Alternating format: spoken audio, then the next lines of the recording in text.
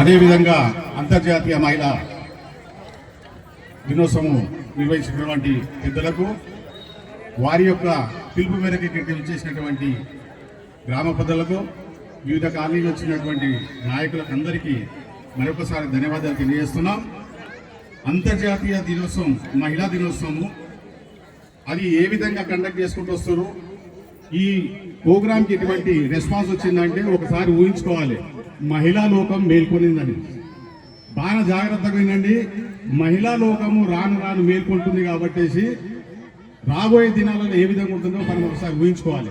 రెండోది అదేవిధంగా ఈ సంవత్సరము ప్రపంచ మహిళా రైతు దినోత్సవం కూడా డిక్లేర్ చేసినది సభాముఖంగా తెలియజేస్తా ఉన్నాను.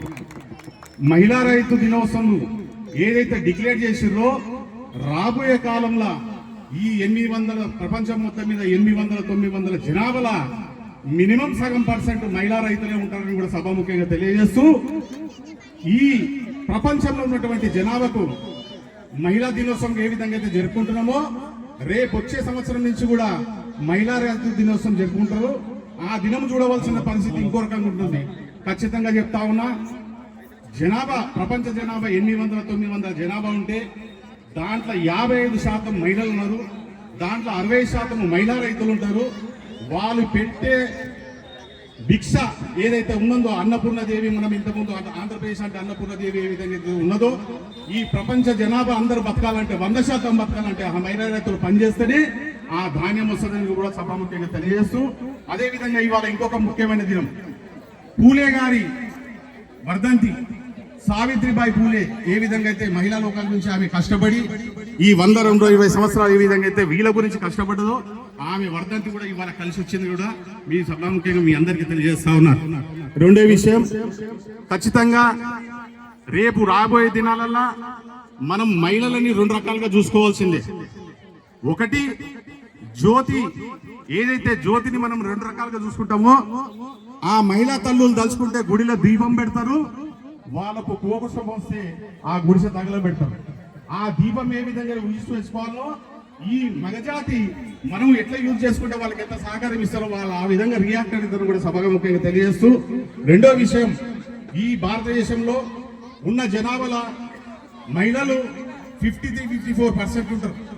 దాంట్లో చదువుకున్న వాళ్ళు ఎంత, ఉద్యోగాలు చేసే వాళ్ళు ఎంత, తర్వాత బిజినెస్ చేసే వాళ్ళు ఎంత కూడా మనం ఒకసారి వీళ్ళకు రివాజ్ ఇవ్వాల్సిన బాధ్యత. రెండో విషయం, ఖచ్చితంగా ఇప్పుడు ఏదైతే వాతావరణం ఉందో సంక్రాంతి పోయింది, శివరాత్రి పోయింది, అన్ని పోయినాయి.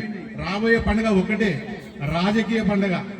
అది దృష్టిలో పెట్టుకొని మహిళలు ఏ విధంగా ఇప్పుడు ఇంతకుముందు శ్రీదేవి అక్క చెప్పిపోయింది, మనం ఎంత దూరం పోయాల్సిన అవసరం లేదు, మన ఏరియాలో మనం చూసుకోవాల్సిన బాధ్యత మన మీద ఉంది. రేపు ఖచ్చితంగా చెప్తా ఉన్నాం, ఇవాళ ఏదైతే మహిళా దినోత్సవం ఉందో ఈ మల్లాపూర్ వార్డు కానీ పక్కకొచ్చిన కొత్తవాడు కానీ మహిళలకు ఖచ్చితంగా రావాలని నేను ఆకాంక్షిస్తున్నా. దాని గురించి మీరు కష్టపడవలసింది కూడా బాధ్యత మీ మీద ఉన్నది. మీరు ఇంకొక విషయం చెప్తా ఉన్నా, బాధ్యత ఉంటేనే హక్కు ఉంటుంది, బాధ్యత ఉంటేనే హక్కు ఉంటుంది. కాబట్టి హక్కు లేని బాధ్యత అనర్థం. కాబట్టి రాబోయే దినాలలో ఖచ్చితంగా మంచి నడవడితో నడివి ఈ రాజకీయ పబ్బం ఏదైతే ఉందో అది మీరు అడగాలి కానీ అడుక్కోవద్దు. ఆ హక్కు మీద ఉంది కాబట్టి ఖచ్చితంగా రాబోయే దినాలు మార్పులు వస్తాయని ఆశిస్తూ ఈ మహిళా దినోత్సవం చేసినటువంటి పెద్దలకి అందరికీ మరొకసారి పేరు పేరున ధన్యవాదాలు తెలియజేస్తున్నా. ఈ అవకాశం ఇచ్చిన పెద్దలకు కూడా ధన్యవాదాలు తెలియజేస్తాను. ఏమనుకోదు, మాట్లాడదాం. ఈ కార్యక్రమానికి ఇదంతా సౌండ్ కానీ ఇతరత్ర ఇదంతా కూడా సార్ శివకుమార్ సార్ సహకరించారు. వారికి పేరు పేరున ధన్యవాదాలు తెలియజేస్తున్నాం. ఓకే లేదు సార్, దయచేసి మీరు నాయకులంతా కానీ ఒక్కొక్కరు మాట్లాడించి సన్మానం చేస్తాం సార్.